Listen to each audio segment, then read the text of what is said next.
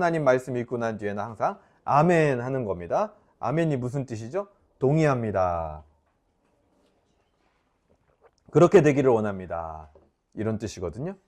왜요? 아, 그러구나. 어디? 아, 그렇군요. 자, 바꿔야겠다.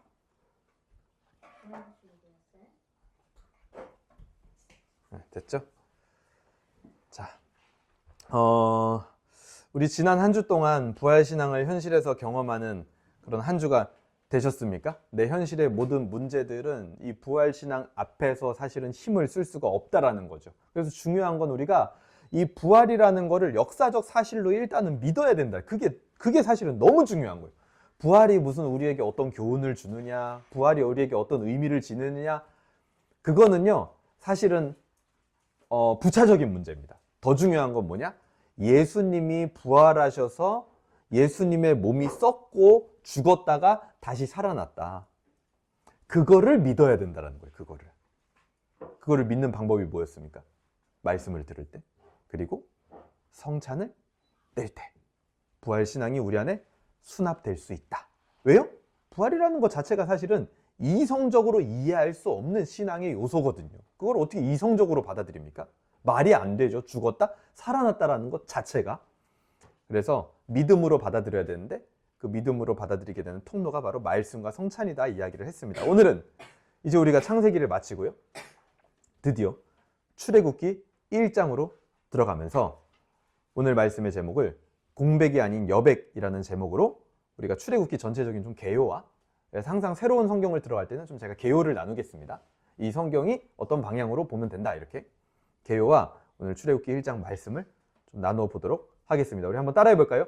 공백이 아닌 여백. 공백이 아닌 여백. 인생의 공백이 때로는 우리를 굉장히 두렵게 한다는 사실을 여러분들은 잘 아실 겁니다. 왜냐하면 이런 거죠. 아무것도 안 할 때 그 기간이 길어질수록 오히려 우리 안에는 뭐가 와요? 편안함이 아니라 불안감이 밀려옵니다. 그런 감정을 여러분들 느껴보신 적이 있는지 모르겠어요.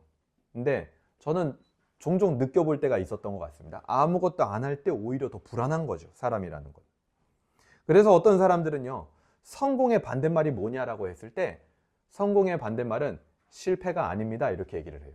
그럼 성공의 반대말은 뭘까요? 성공의 반대말은 아무것도 시도하지 않는 거, 그게 바로 성공의 반대말이다, 이렇게 얘기를 하는 사람들이 있어요. 참 맞는 말이죠. 실패라는 것도 무언가 시도를 했기 때문에 실패를 하든 성공을 하든 하는 거지, 진짜 성공의 반대말은 뭐냐? 실패조차도 나오게 하지 않는, 아무것도 시도하지 않는 거. 그게 바로 성공의 반대말이라는 겁니다.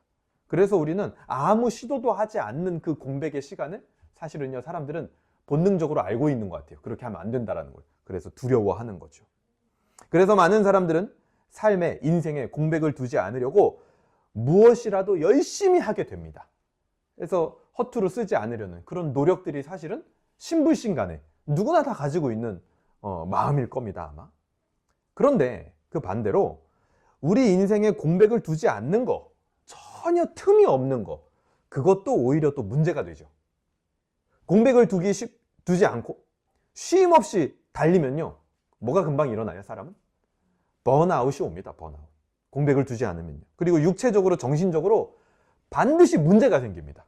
무언가 탈이 생긴다라는 거예요, 어디선가. 그래서 사람들은 공백을 너무 두는 것도 안 되고 공백을 두지 않는 것도 안 되니 우리 어쩔 수 없는 공백을 잘 활용하자, 이렇게 얘기를 합니다. 그래서 오히려 이 공백을 다음 일을 하는데 힘을 얻고 충전하는 시간으로 채우려고 여러 가지 시도들을 하죠. 그래서 운동하기도 하고, 건전한 취미를 가지기도 하고, 여가 생활을 즐기기도 하고, 또 내가 좋아하는 것들을 하기도 하고, 또 좋아하는 사람들을 만나기도 합니다. 그런 것들은 나쁜 것들이 아니죠. 실제로 여러 가지 시도들 중에는요, 우리가 꽤나 유용한 것들이 많이 있습니다. 물론 안 좋은 것들도 많죠. 예를 들어서 뭐 공백이 있는데 쉴 새 없이 계속 막 내가 쉬어야 되는 시간인데도 피곤하게 무슨 뭐 게임을 하고 있다든지, 아니면 뭐 영상을 계속 보고 있다든지, 그러면 오히려 피로가 더 가중되겠죠. 그래서 우리는 이제 공백을 잘 보내는 게 굉장히 중요하다라는 게 신불신간에 이제 다 알고 있는 사실들입니다. 유용한 것들이 많이 활용할 만한 것들이 많죠. 자, 근데 오늘 성경에는 이 공백의 시간이 등장합니다.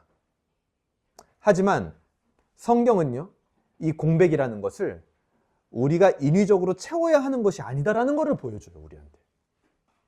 너희가 막 그 공백을 잘 활용해서 좋게 보내려고 해야 되는 게 아니다 라고 얘기를 한다라는 거예요. 오히려 이것은, 이 공백은요, 성경에 나오는 이 공백은 일부러 채울 필요가 없는 공간이다. 그래서 그걸 뭐라 그래요? 여백이다, 이렇게 얘기를 하는 거예요. 서양화에서는 공백을 두지 않습니다. 꽉 채우는 게 미덕이죠. 근데 하지만 동양화에서는 일부러 공백을 두죠. 그리고 그걸 뭐라고 합니까? 여백이라고 하고, 그것이 여백의 미다, 이렇게 얘기를 하잖아요. 성경에서 나오는 공백은 그냥 공백이 아니라, 비어있는 공간, 채워야 될 공간이 아니라 일부러 남겨놓은 여백이라는 거예요. 여백은요, 채우지 않을 때 더 멋지고 그 의미가 살아나는 것이기 때문입니다. 그래서 그거를 굳이 채우려고 하지 않아도 된다라는 거예요. 오늘 말씀을 통해서 하나님께서 이 여백을 통해서 하시고자 하는 것이 무엇인지 깨닫는 시간이 되어 우리의 공백이 하나님 안에서 멋진 여백이 되기를 주님의 이름으로 소망합니다. 먼저 이 출애굽기 우리가 들어가게 되는데요. 출애굽기를 좀 소개를 해드리면 한 3가지 정도 저희가 꼭 기억해야 되는 게 있습니다. 가장 먼저는 이제 출애굽기 내용이죠, 내용. 어떤 내용이냐, 출애굽기가. 이 출애굽기 스토리를요, 뭐 구체적으로 나열할 수도 있겠지만 큰 틀로 보면요, 출애굽기는요 굉장히 반전이 많은 책이에요. 왜냐면 맨 처음에 1장에서는요 이스라엘 백성들이 노예거든요. 근데 40장에 가면 뭐가 되어 있는 줄 아세요? 예배자가 되어 있습니다. 그래서 출애굽기는요 노예가 예배자가 되는 책이에요. 그리고 두 번째로는 출애굽기 1장에 보면요 하나님이 계시지 않는 것 같은 하나님의 부재가 굉장히 강력하게 느껴지거든요. 없는 것 같아요, 마치 이스라엘의 상황을 보면. 근데 40장에 가보면 어떻게 끝나는지 아십니까? 하나님의 임재가 성막에 충만한 모습으로 끝나요. 그래서 출애굽기는 뭘 얘기하고 있는 거예요? 하나님의 부재에서 임재라는 곳으로 흘러가는 내용들을 보여주게 되는 거죠. 그래서 1장에서는 바로를 섬기는 노예지만 40장에서는 하나님을 섬기는 예배자가 되고, 1장에서는 하나님이 계시지 않는 것 같이 암울하지만 40장에서는 하나님의 충만한 임재를 보여주며 끝이 나는 책이 출애굽기다. 출애굽기 제목은요, 히브리어로 책 제목이 뭐냐면, 구약은 히브리어로 쓰였죠. 신약은 헬라어, 그리스어로 쓰였습니다. 고대 유대인들이 쓰던 언어가 히브리어잖아요, 고대 히브리어. 그래서 오늘날 이스라엘 사람들이 쓰는 히브리어랑 이 성경 히브리어랑은 달라요. 그래가지고 뭐 성경 히브리어 안다고 해서 저기 지금 이스라엘 가서 대화가 통하느냐? 통하지 않습니다. 그리고 그 사람들도 여기 있는 고대 히브리어 몰라요. 왜냐면 뭘 모르는 거랑 똑같냐? 우리가 훈민정음 여러분 보면 뭐 다 이해돼요? 나란 말씀이 뒹기게 달아 뭐 이런 거 보면 이해 안 가죠? 그런 차이가 있습니다. 출애굽기 제목은요, 히브리어 책 제목은 쉐모트라고 돼 있어요. 쉐모트. 이게 왜 쉐모트냐면 이 쉐모트가 이름들 이런 뜻이거든요. 이름들. 왜 책 제목이 이름들일까? 고대 책을 이름을 지을 때는 어떻게 짓냐면 첫 문장 있죠. 첫 문장. 첫 문장에서 책 이름을 따옵니다. 그래서 이 히브리어 그런 전통이 있는데, 이 히브리어로 된 출애굽기가 처음에 뭐라고 시작하냐면 엘레 쉐모트 이렇게 시작해요. 엘레 쉐모트가 뭐냐면 이름들이 이러하다 이런 뜻이에요. 이 이름들 이런 뜻입니다. 그래서 거기서요 그냥 뭐 이 이름들 이러하다 뭐 이렇게 하면 이상하니까 이름들 쉐모트 이렇게 책을 가져온 거죠. 근데 이 출애굽기를 만약에 이름들이라고 이름을 지었으면 책 제목이 좀 이상하죠. 그럼 그 전체 의미를 좀 못 담는 것 같아요. 근데 오늘 우리가 보고 있는 한글 성경의 제목은 뭡니까? 출애굽기. 영어로는 뭐예요? 엑소더스. 이렇게 얘기를 하잖아요. 이게 어디서 온 거냐면 여러분 요거는 좀 상식적으로 알아두시면 좋아요. 구약이 아까 히브리어로 돼 있다고 말씀드렸죠. 근데 이제 예수님 시대 돼가지고 유대인들이 그때는 이제 헬라어가 공용어니까 이 구약 히브리어를 모르는 사람들이 많았잖아요. 그래서 우리나라 뭐 예를 들어서 세종대왕이 한글 보급하듯이 야 이거 히브리어 너무 어려우니까 이 히브리어 성경을 율법 학자들이 헬라어로 우리가 누구나 다 볼 수 있게, 유대인들이 누구나 볼 수 있게 헬라어로 좀 번역을 하면 어떠냐 해가지고 이 구약 전체를 헬라어로 번역을 하게 됩니다. 그거를 뭐라 그러냐면 70인역이라고 해요. 70인역. 그래서 70인 번역본이라는 거예요. 우리가 개역, 개정, 역, 뭐 개역, 한글, 역 이렇게 얘기를 하는 것처럼 이 출애굽기라는 말이 거기서 나온 거예요. 그러니까 구약의 그러니까 신약의 유대인들이 구약을 헬라어로 번역하는데 이 출애굽기 부분을 이름들이라고 제목이 되어 있는데 이거를 조금 더 내용을 잘 담는 걸로 번역을 해보자, 제목을. 그렇게 해서 만든 게 뭐냐? 헬라어로 엑소도스 이렇게 되어 있거든요. 그게 무슨 뜻이냐면 going out 이런 뜻이에요. 나감 이런 뜻이에요. 나감. 그래서 그걸로 책 제목을 지은 겁니다. 근데 이것도 역시 약간 출애굽기 전체 내용을 담기에는 제가 봤을 때는 좀 부족하다. 근데 어쨌든 간에 하여튼 그 두 개를 짬뽕을 좀 시켜보면은 히브리어로 제목은 이름들, 그리고 헬라어로 70인역에 나와 있는 제목, 오늘 우리 한글 성경에 나와 있는 거는 나갔다, 하여튼 출애굽기 이런 뜻인데 아마 그걸 합치면 이런 뜻이 되겠죠. 이 이름들이 나간 이름이다. 어디로 나가냐? 애굽에서 나갔겠죠. 그리고 또 한편으로는 오늘 본문 1장에 보게 되면은 야곱 가족이 나오거든요. 그러니까 이 이름들이 어떤 이름들이에요? 기근 중에서 나오게 된 이름들. 무엇으로? 하나님의 은혜로 말미암아. 그래서 이런 책 제목을 가지고 있는 겁니다.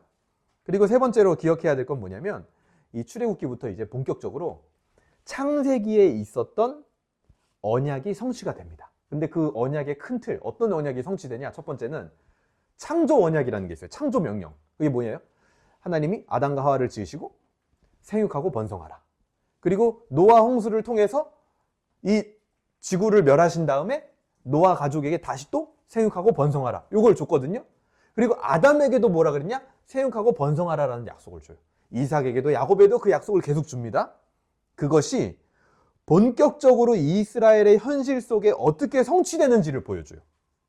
생육하고 번성하라, 이게 아담 때 와서 좀 구체적으로 나타나는 게 뭐였습니까? 그래서 내가 너의 자손을 많게 할 것이다. 그리고 내가 너에게 거류할 수 있는 땅을 줄 것이다. 자손과 땅, 이렇게 딱 구체적으로 압축이 되잖아요. 그게 어떻게 성취가 되냐, 이게 출애굽기에 나오게 됩니다. 그래서 언약의 성취를 기대하는 우리의 삶하고도 매우 밀접한 관계가 있다. 우리의 삶에 하나님이 주신 언약이 어떤 방식으로 성취가 될까? 이거를 기대하는 사람은요, 출애굽기가 기대가 되겠죠. 그 중에 우리는 오늘 출애굽기 1장으로 들어갑니다. 출애굽기 1장은요, 맨 처음에 1절부터 7절까지가 한 단락이에요. 이게 뭐냐? 출애굽기의 서론인데요. 이 부분은 창세기와 출애굽기를 연결하는 다리 역할을 하는 본문입니다. 그래서 여기 우리가 1절부터 7절까지 여러분 이렇게 쭉 눈으로 한번 봐보세요. 눈으로 이렇게 보시면은 약간 좀 뭐 요약되어 있는 것 같죠? 줄거리 얘기하는 것 같죠? 그쵸? 그래가지고 그냥 1절부터 7절까지가 그냥 뭐 앞에 줄거리 얘기하고 이렇게 넘어가는 건가 보다, 그냥 뭔가 빠르게 이제 다리 역할을 하면서 지나가는 본문인가 보다라고 느낄 수도 있지만 사실 요 1절부터 7절까지는요 진짜 엄청난 의미가 있는 본문이에요. 여러분 들어보면 알 거예요. 이게 진짜 성경에서요 몇백 년의 공백이 있는 기간이 두 번 등장하는데요. 첫 번째가 구약과 신약 사이에 말라기, 여러분 구약 마지막이 말라기잖아요. 그때 끝나고 세례 요한이 올 때까지, 그때가 몇 년이냐면요 약 한 400 몇십 년 정도 돼요. 그래서 실제로 세계사에서도 그 사이 기간 동안에 많은 일들이 있습니다. 그 고대 중근동 거기에 보면은. 그래서 세례 요한이 딱 오면서 성경이 다시 시작이 되죠. 그게 한 번이 있고, 그 다음이 언제냐? 오늘 본문이에요. 창세기에서 요셉이 죽고 나서 이스라엘 백성들이 애굽의 노예가 돼 있을 때까지, 그 기간이 얼마나 됐냐? 또 역시 한 400년 정도 기간이 됩니다. 이렇게 두 번의 공백이 성경에 등장을 하는데 오늘 이 본문이 바로 그 두 번 중에 한 번이 등장을 하는 거예요. 오늘 본문이 이 400년 동안의 시간을 굉장히 짧게 두 가지로 요약을 하고 있는데, 첫 번째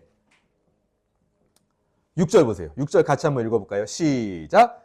요셉과 그의 모든 형제와 그 시대의 사람들은 다 죽었고, 이렇게 얘기를 하죠. 요셉 시대 사람들은 모두 죽었다, 이걸 알고 있는 겁니다. 알려주는 거예요. 첫 번째 요약이 이거예요.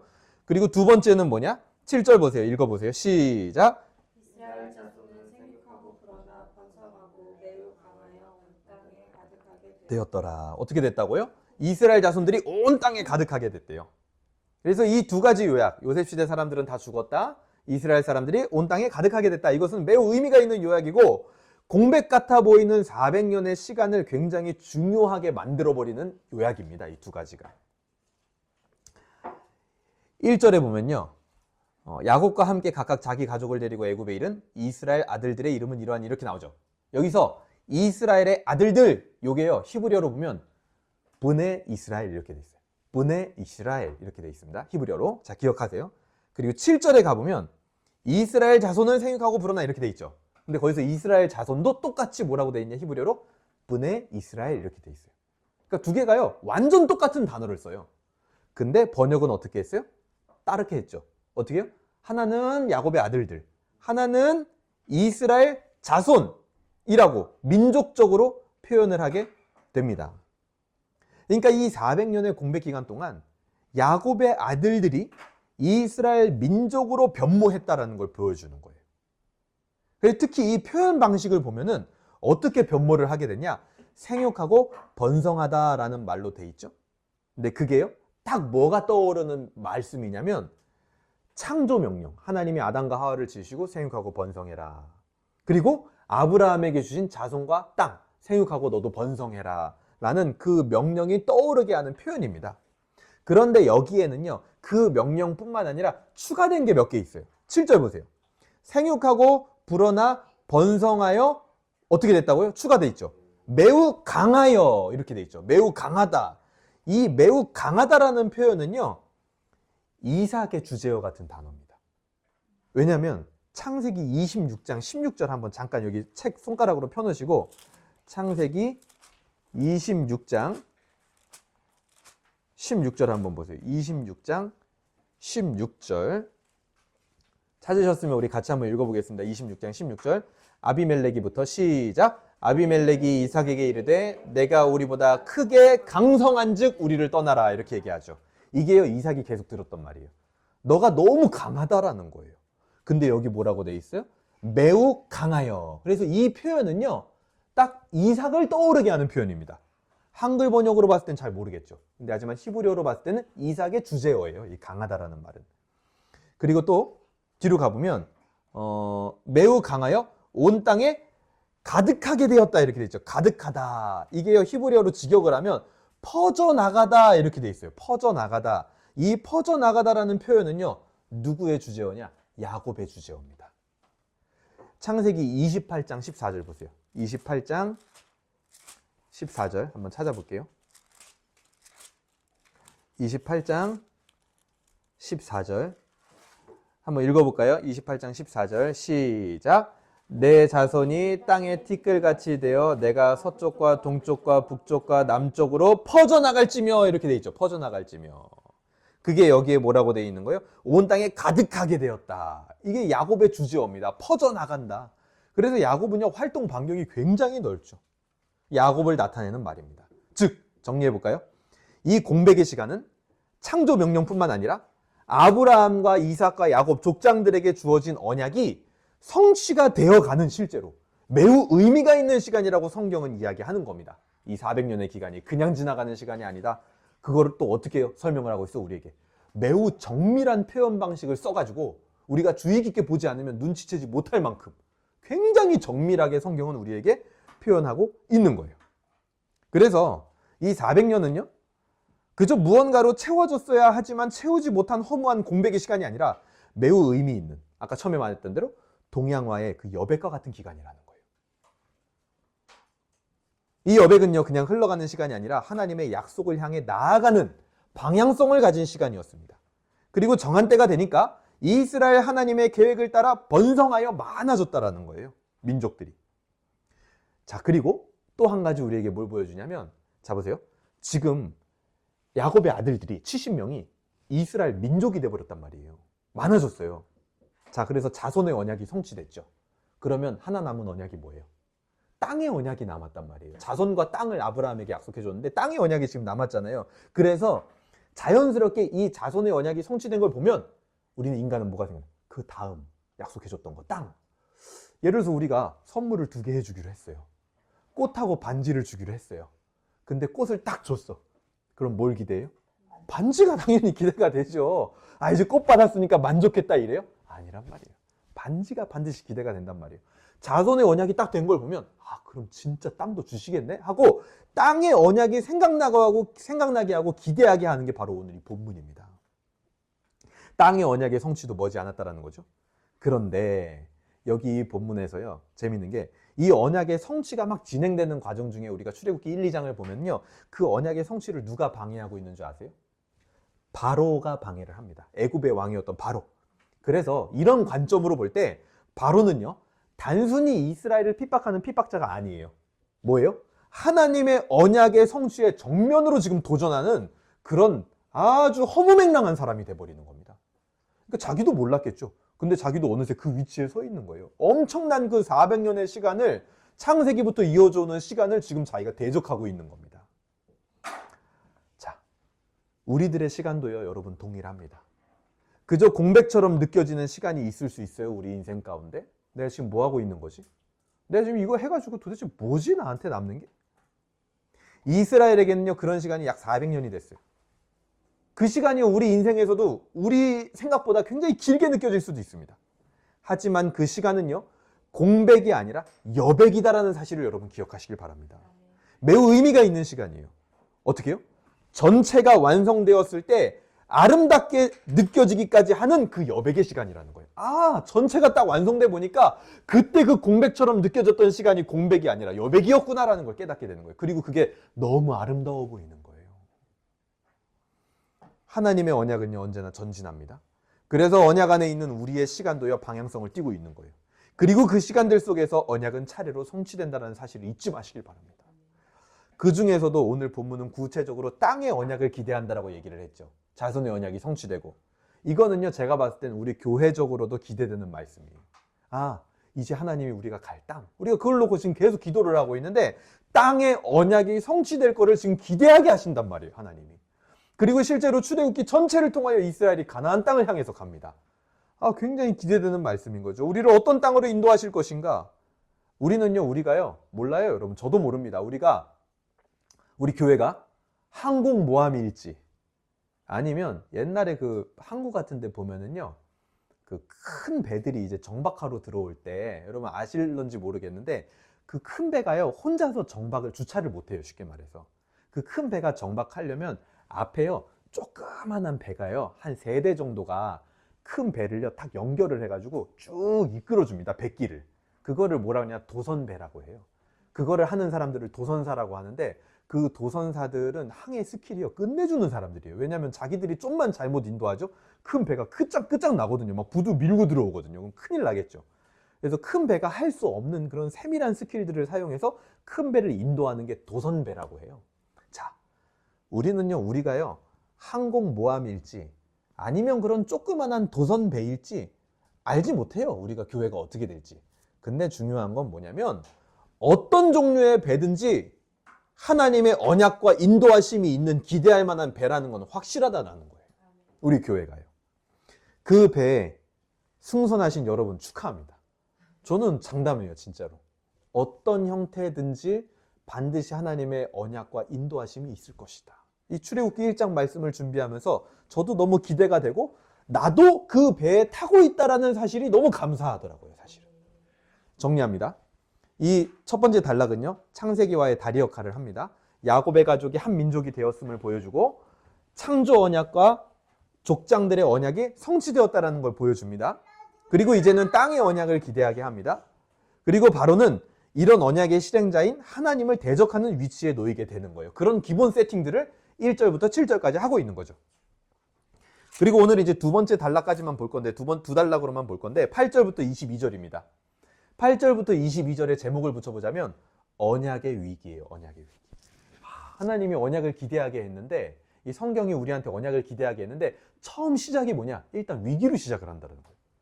이게 참 아이러니하고 재밌죠, 어떻게 보면. 왜냐면 제가요, 창세기 옛날에 1장 설교를 할 때 뭘 가지고 설교를 했냐면요, 뭐 설교할까? 창조에 대해서 할까? 뭐 할까 하다가 제가 본문을 여러 번 보는 과정 중에 하나님의 창조의 스타일을 알게 됐어요. 이게 뭔지 아세요? 하루를 창조하실 때 하나님이요, 어떻게 창조했느냐? 저녁이 있고 저녁이 되고 아침이 되니 이는 첫째 날이라 이래요. 그러니까 하나님의 스타일이 뭐냐면 항상 어두움, 밤, 저녁, 이거부터 만드신다라는 거예요. 그리고 아침이 오게 한다라는 거예요. 언약도 보니까 어때요? 일단 위기부터 시작해. 우리 하나님 왜 그럴까? 근데 하여튼 그게 하나님의 스타일이에요. 그러니까 빛이 더 빛나겠죠, 그렇죠? 예수 그리스도도 고난으로 시작하여 부활. 그게 하나님 스타일이에요, 여러분. 그러니까 우리가요, 이제 신앙인이라면 그 하나님의 스타일에 익숙해져야 됩니다. 그런 스타일에 익숙해지셔야 돼요, 여러분. 아시겠어요? 익숙해지세요. 언약의 위기가 시작이 되는데 이 단락은요, 이스라엘이 출애굽하게 된 배경과 모세의 출생의 배경이 되는 상황을 보여줍니다. 이스라엘이 출애굽하게 된 배경, 모세의 출생의 배경. 그래서 이스라엘이 출애굽하게 되는 이유나 모세가 태어나는 배경이 뭐냐면 단순해요. 바로의 폭정입니다. 바로의 핍박, 괴롭힘. 8절 보세요. 요셉을 알지 못하는 새 왕이 일어나 애굽을 다스리더니, 출애굽기가 진짜로 여기서부터 이제 시작이 되는 건데, 그 시작에서 요셉을 알지 못하는 새 왕이 일어났다라는 것은 굉장히 중요합니다. 왜냐하면 새 왕이라는 것은 지금까지랑 다른 상황이 펼쳐질 것이다 라는 것을 은근히 알려주는 거죠, 지금. 근데 지금까지의 상황이라는 게 어땠어요? 이스라엘 백성들이 애굽에서 괴로웠어요? 아니요, 좋았어요. 거기서요, 번영을 누리고요, 복받았고 대우받으면서 살았습니다. 요셉을 알고 있었던 사람들에게는. 근데 이제 요셉을 모르는 새 왕이 일어났다? 그 상황에 변화가 일어났다라는 것은 뭔가 불길한 느낌을 준다라는 거죠. 그리고 불길한 느낌을 심화시키는 요소가 또 있는데요. 이 새 왕이요, 뭘 모른대요? 요셉을 알지 못한대요. 그게 굉장히 불길한 거예요. 요셉이 애굽과 이스라엘 사이에서 얼마나 중요한 위치에 있었는지 우리는 창세기를 통해서 다 봤죠. 굉장히 중요한 위치였고 실력이 필요한 위치였죠, 사실은. 그런데 그 요셉을 알지 못한다는 것은 굉장히 큰 문제가 생길 수도 있다는 겁니다. 특히 여기서 요셉을 알지 못한다라고 했을 때 알지 못한다라는 표현은요, 앞으로 출애굽기의 내용이 전개되는 중요한 방아쇠 역할을 합니다. 이스라엘의 고통이 이제 시작이 되는데 그 시작이 요셉을 알지 못한다라는 표현으로 시작이 돼요. 그래서 이스라엘의 이 고통의 문제를 해결하려면 알지 못한다라는 문제가 해결돼야 돼요. 이 관점으로 우리 출애굽기 뒤에 잠깐 볼까요? 2장 25절. 출애굽기 2장 25절. 같이 읽어보겠습니다. 출애굽기, 우리 학생들도 출애굽기 2장 25절 같이 읽어볼게요. 시작. 하나님이 이스라엘 자손을 돌보셨으므로 그들을 기억하셨더라. 이렇게 나오죠. 여기 보면은 하나님이 그들을 기억하셨다라는 말을 히브리어로 직역을 하면 어떻게 돼 있냐면요, 하나님이 그들을 아셨다 이렇게 돼 있어요. 직역을 하면요, 진짜 아셨다. 여기서도 지금 안다라는 단어가 사용되는 거예요. 자, 보세요.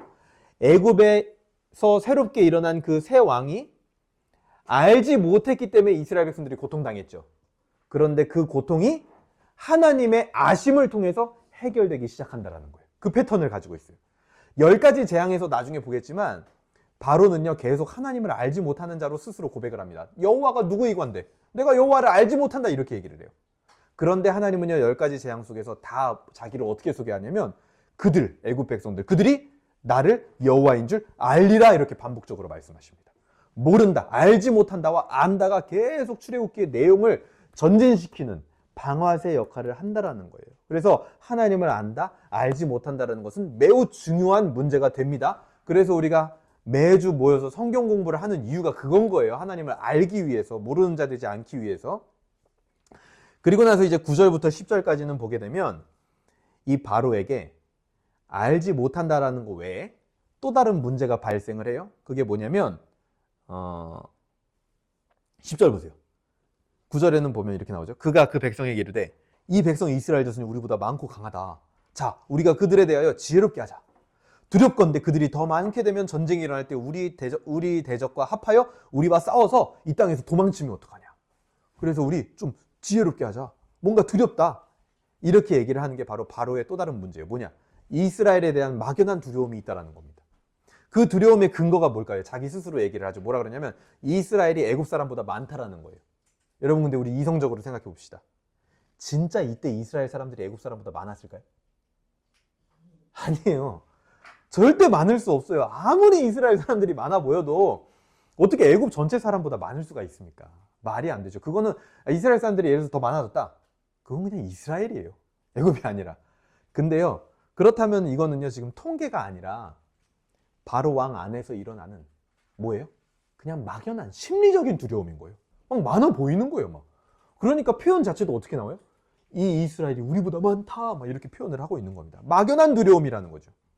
이런 식의 두려움은요, 주로 하나님의 백성을 대적하는 자들에게서 공통적으로 나타나는 두려움이에요.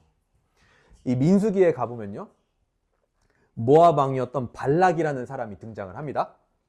발락이 등장을 하는데, 이 민수기에서 발락도요, 이스라엘 백성들이 많은 것 때문에 굉장히 번민을 해요. 그리고 그들을 뭐라고 표현하냐면 그들이 강하다 이렇게 표현해요. 우리보다 강하다. 여기서 지금 바로 왕도 그들이 강하다 이렇게 표현을 하거든요. 그래서 바로와 발락 모두 지금 벌어지지 않은 현실에 대한 막연한 두려움에 휩싸여 있다는 겁니다. 근데 오히려 이스라엘은요, 모압을 해칠 생각이 없었어요. 애굽을 해칠 생각이 없었습니다. 어디에도 그런 증거는 없어요.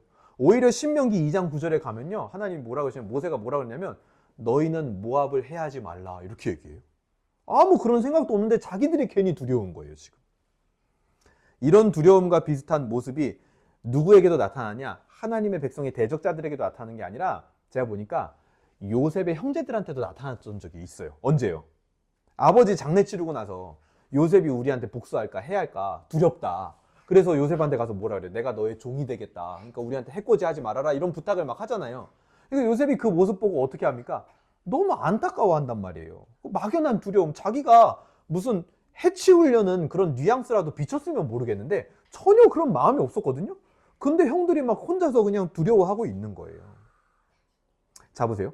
요셉의 형제는 언약 백성이죠. 언약 백성에게도 이런 막연한 두려움의 모습이 나타났다는 것은 오늘 우리에게도 얼마든지 이런 막연한 두려움이 나타날 수 있다는 겁니다. 여러분 한번 생각해 보세요. 오늘 이처럼 내가 지금 가지고 있는 막연한 두려움은 무엇입니까? 무엇이 나를 그렇게 두렵게 하는 존재고 요소입니까, 여러분? 이런 두려움 때문에 바로는 이스라엘을 제거하기 위해서 작전을 벌입니다. 10절. 지혜롭게 하자. 이게 뭐예요? 작전을 짜자는 거죠. 첫 번째 그 지혜, 작전이 뭐였냐? 혹독한 노동을 그들에게 부여하는 겁니다. 강제 노역을 시키는 거예요. 그런데 그 작전은 어떻게 됐냐? 12절 보세요. 12절 같이 한번 읽어볼까요? 12절 시작. 그러나 학대를 받을수록 더욱 번성하여 퍼져가니, 이렇게 나오죠. 그러니까 학대를 받았는데 어떻게 됐다고요? 오히려 역효과를 냈어요. 더 번성해졌대요. 이게 무슨 논리일까? 막 일을 힘들게 막 노가다를 막 시켰어요. 그랬더니 이스라엘 백성들은요, 점점 더 생육하고 번성했대. 오히려 체력이 더 좋아졌나 봐요. 막 일을 했더니. 그러니까 역효과를 낸 거죠. 그러자 어떻게 돼요? 12절 뒷부분에 보세요. 애굽 사람이 이스라엘 자손으로 말미암아 근심하여, 이렇게 나오죠. 더 근심하게 됩니다. 막연한 두려움에 더 휩싸여요. 오히려 그들이 잘 되는 걸 보니까. 그래서 두 번째 작전을 씁니다. 두 번째 작전은 뭐였냐면 15절입니다.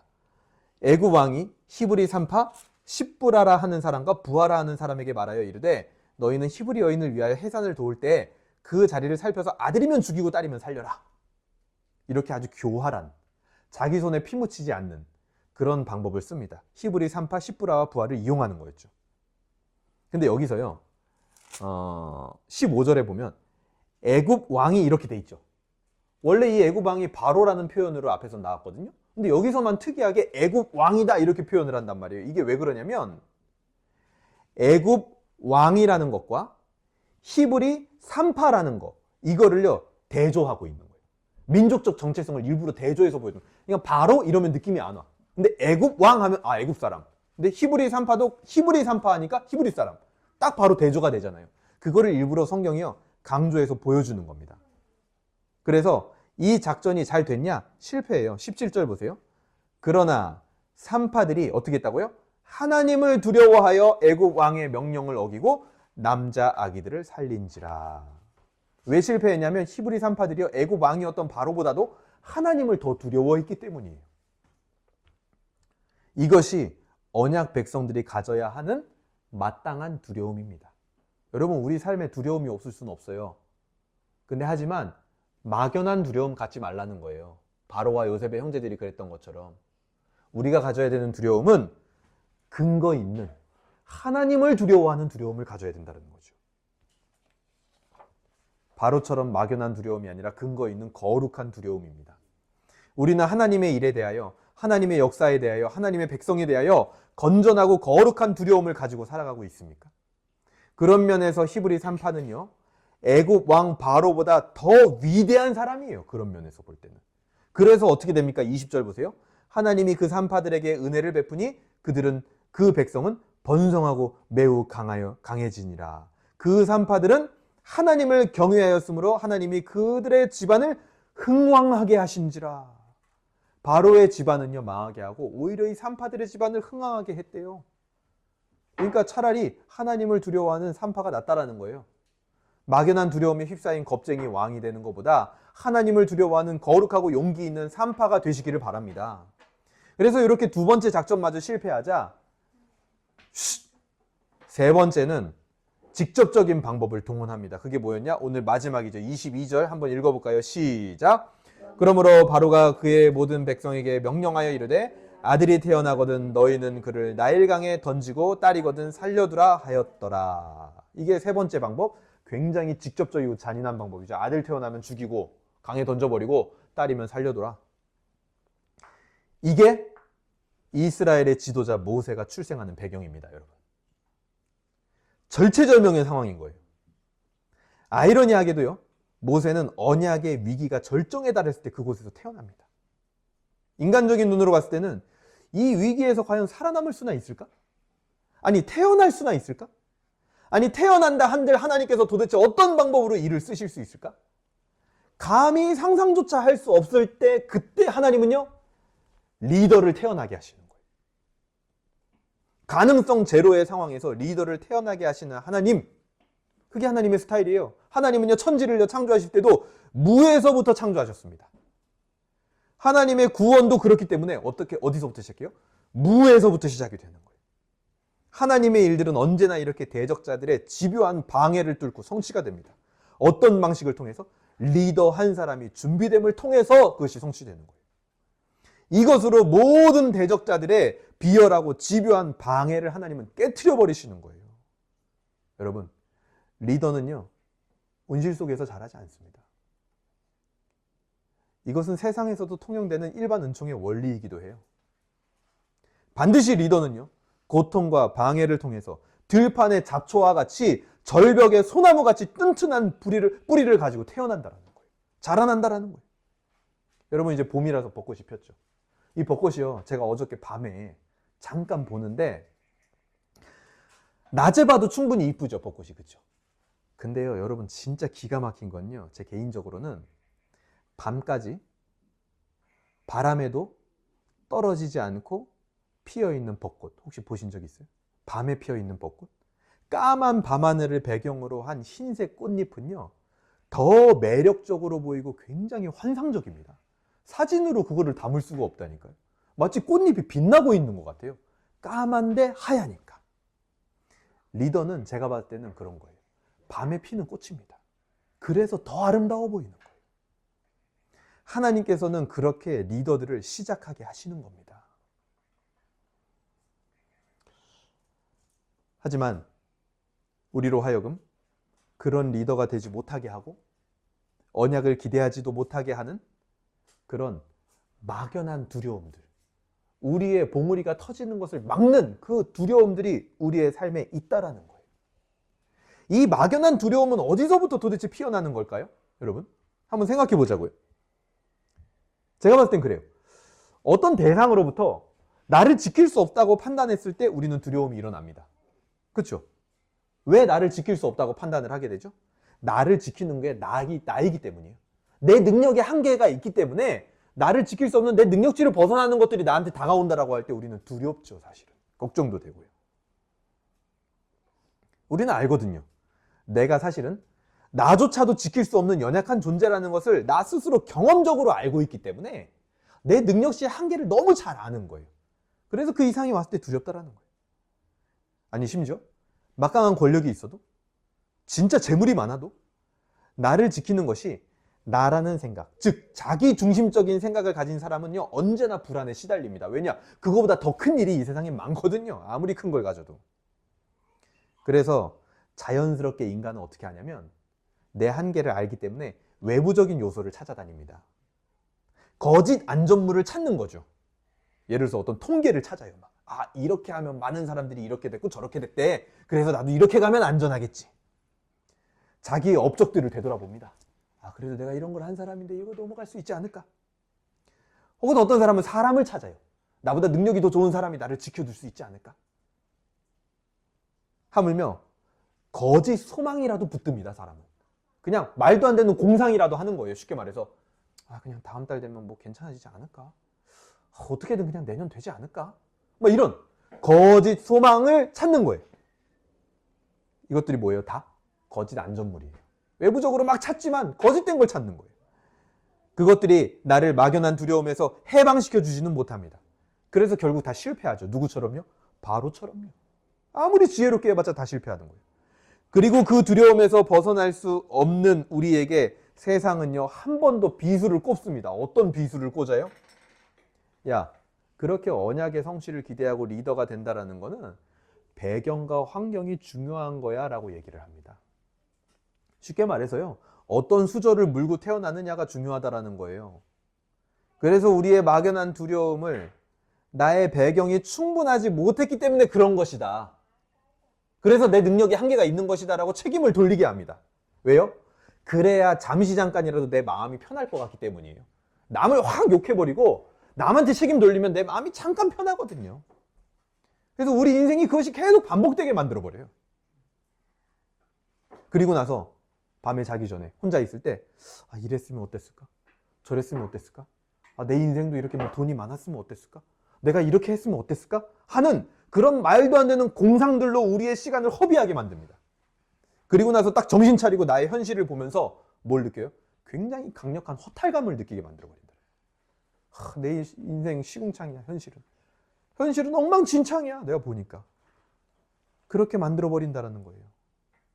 우리는 이런 현실을 실제로 살아가고 있고 이런 모든 요소들을 우리 인생에서 사실은 궁극적으로 완전히 없게 할 수는 없어요. 어떻게 없게 합니까? 그 두려움이 나한테 밀려오는데. 이게 뭐냐? 인간의 한계라는 거예요. 여러분, 가장 먼저 그 두려움과 한계가 나에게 있다는 거 인정하세요. 어쩔 수 없습니다. 그거 없앨 수 없어요. 그거에서 아무리 도망쳐도 우리는 도망칠 수 없다는 거예요. 그 공백을 우리는 채울 수 없다는 겁니다. 그러니까 공백이라는 게 시간적 공백도 있는 거지만 우리에게 어떤 부족한 거, 그걸 공백이라고도 할 수 있는 거죠. 그 공백을 우리가 채울 수 없다는 거예요. 오늘 이 자리에 있는 우리에게도 이런 비슷한 종류의 막연한 두려움이 있을 수 있습니다. 조금만 생각해봐도 우리는 얼마든지 두려움에 빠질 수 있는 존재이고 그 두려움과 날마다 싸우죠. 막 밀어내려고 하죠. 내 안에 들어오지 말라고. 하나님을 믿는 우리도 막연한 두려움을 주는 그 요소들을 우리의 삶에서 없게 할 수는 없습니다. 근데 하지만 뭐는 있냐? 그것을 두려워하며 살지 않을 수는 있다는 거예요. 두려움의 요소는 있지만 두려워하지 않을 수는 있다는 거예요. 종교개혁자 마틴 루터는요, 고난주간 설교를 할 때요, 가장 먼저 강조한 게 뭐냐면 바로 예수 그리스도의 그 고난을 볼 때 우리 모두가 하나님의 죄에 대한 진노를 느껴야 된다고 얘기를 했습니다. 여러분 어떠세요? 예수님의 그 고난을 볼 때 어때요? 막 불쌍해 보여요? 막 안타까워요? 그냥 막 나를 위해서 저랬구나, 막 이런 생각 때문에 그냥 슬프기만 합니까? 가장 먼저 우리가 느껴야 되는 건 하나님이 죄에 대해서 가지시는 분노가 진짜 엄청난 분노구나. 어느 정도로? 자기 아들을 찢을 정도의 분노인 거예요. 너무 화가 난 거예요, 하나님은. 그 죄에 대한 분노가 엄청난 겁니다. 그래서 그 분노하시는 하나님이 두려워야 된다는 거예요, 가장 먼저는. 우리 인간이.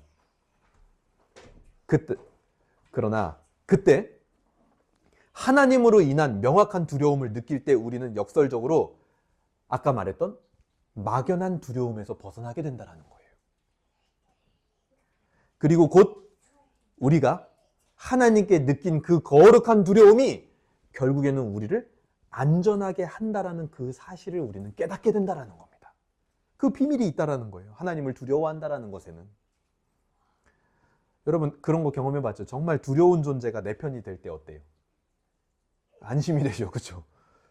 우리 막 게임이나 뭐 축구도 하물며 그렇잖아요. 운동 같은 것도 할 때 제가 상대방 편으로 가면 진짜 욕 나와. 진짜 짜증 나 막. 진짜 더럽게 해 막. 게임을 막. 짜증나게 해. 근데 그런 애가 우리 편이다? 그것만큼 마음 편한 일이 없습니다. 마음껏 해보라고 하죠. 정말 두려운 존재가 내 편이 될 때는요, 안심이 됩니다.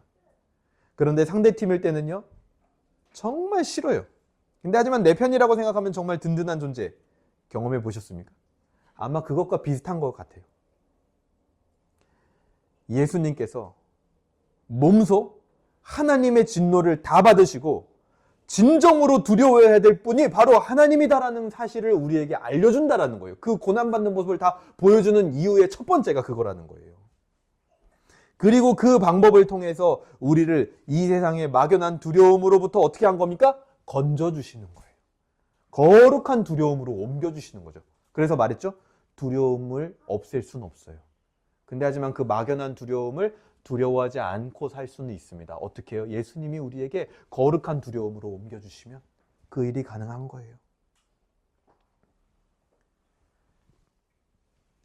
그리고 이제는 그 두려운 하나님께서 나를 보호하실 것이다라는 것을 부활로서 증명해 주신 겁니다.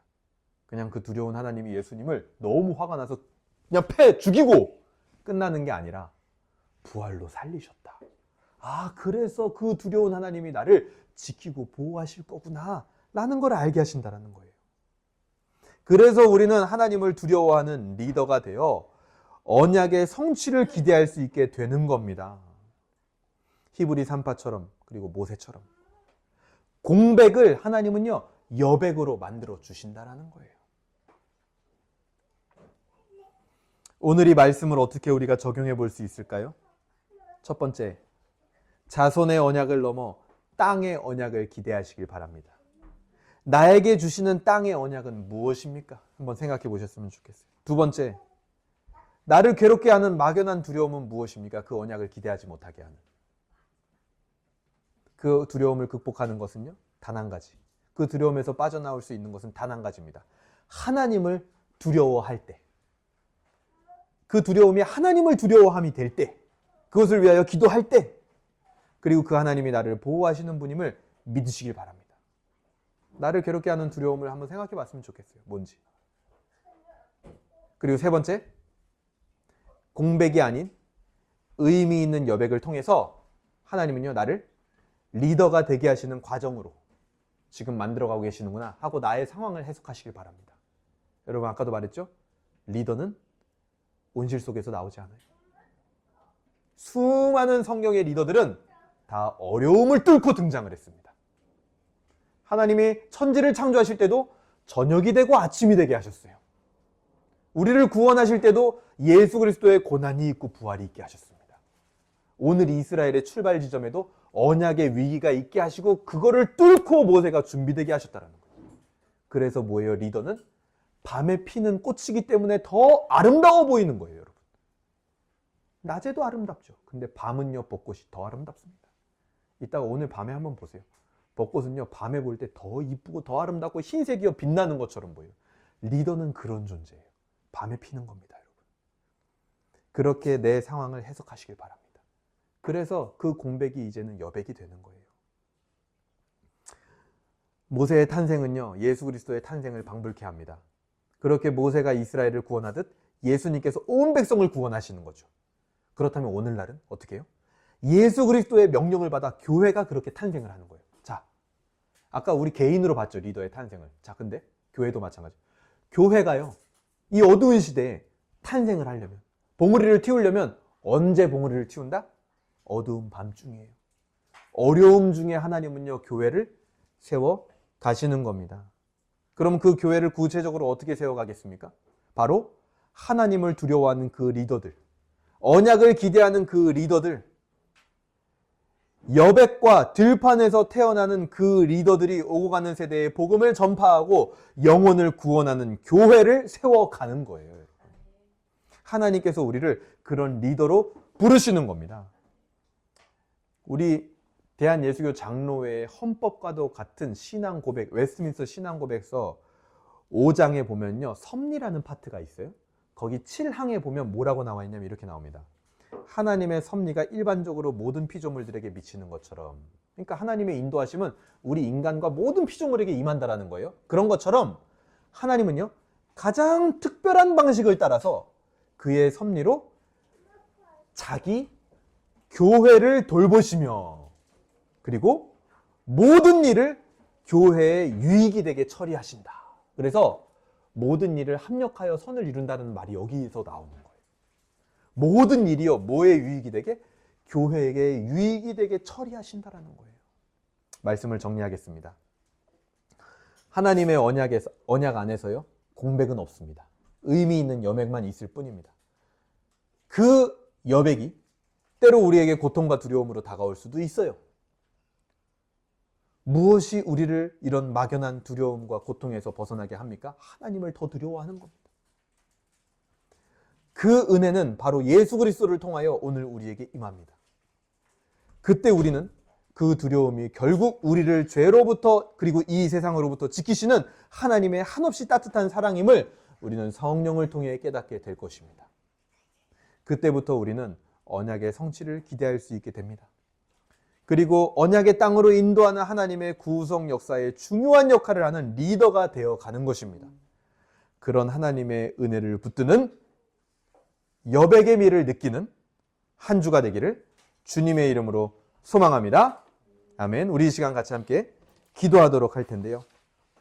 오늘 우리가 기도할 제목은 아까 제가 말씀드린 그 적용점들을 놓고 한번 기도할 수 있으면 좋겠습니다. 나를 괴롭게 하고 언약을 기대하지도 못하게 하고 리더로 자라나게 하지도 못하게 하는 막연한 두려움은 무엇인가? 하나님 이제는 그 두려움에서 벗어나 하나님을 두려워하는 거룩한 두려움으로 우리를 건져 주시옵소서. 그래서 하나님을 두려워하는 그 두려움, 정말 두려운 분인 그 하나님께서 나를 지키고 보호하신다는 사실을 믿게 하여 주시고 그 하나님 안에서 이제는 땅의 언약 무엇입니까? 하나님 나에게 주시는 땅의 언약은 무엇입니까?